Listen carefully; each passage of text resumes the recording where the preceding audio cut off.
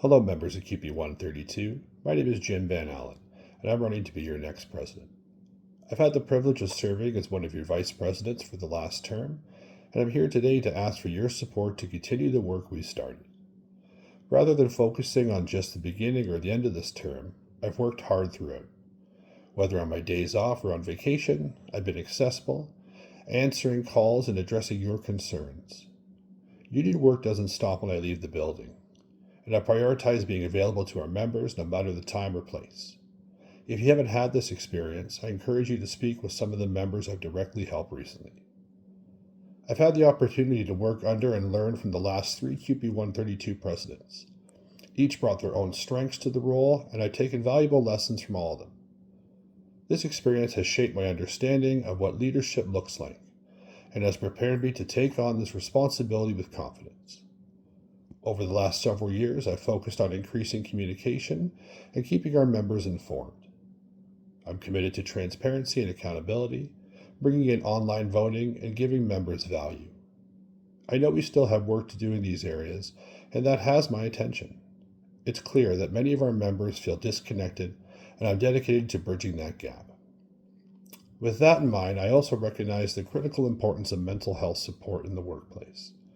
Our employer has willfully admitted that the biggest and most costly lost time cause is mental health stress and burnout for our staff. That's why I've taken the initiative to further my education of CUPE's Mental Health First Aid Facilitator program. As we all know, mental health support is critical for our members, and I'm committed to ensuring that we have the necessary resources in place to support everyone. Safety is another area where we must take action. As the population we serve changes, so too must our safety measures. We see increasing incidents of aggression and violence in the workplace, and it is essential that we take action. I'm committed to working with the Ministry of Labor to implement a safety training program for all staff. This will include defensive strategies like how to safely exit holds, blocks, chokes, and other aggressive behaviors. We need to be prepared to protect ourselves, our colleagues, and the people we serve, similar to our friends and neighbors on Ontario shores and other area homes. In collective bargaining, Ontario's long-term care funding is under pressure. With increasing costs, we will face tougher negotiations, and the employer may be looking for ways to cut costs in the future. Our union's voice must remain loud and clear. We need to continue lobbying for better funding for not-for-profit long-term care, and we must stand firm to protect our jobs, wages, and benefits. The true ring around long-term care is you, the staff, and your dedication and care for our residents. It's time that everybody started treating you as the heroes that you are. This is why I rallied for us to return to CUPE Ontario and local labour bodies like the Durham Labour Council and the Durham Northumberland CUPE Council to ensure the support of boots on the ground is where and when we need it, because we will need it. I also recognize the need to tackle issues like scheduling seniority part-time sick days and ensuring our members are fairly represented at all times. Every member deserves to be treated as an individual with their confidentiality and respect upheld, and I am committed to ensuring that you all get the representation that you deserve.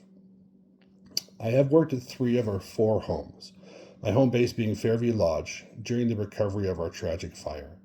I worked at Hillsdale Estates and Terraces, and although I haven't worked at Lakeview Manor in Beaverton, I have strong ties to the area through family connections that currently live there.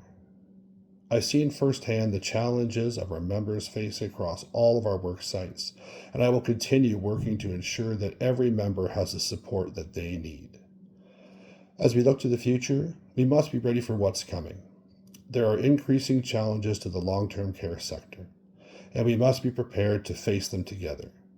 We need strong leadership, unity, and collaboration to ensure our voices are heard within our union and beyond. So, if you want 2 more years of the status quo, I ask for your vote.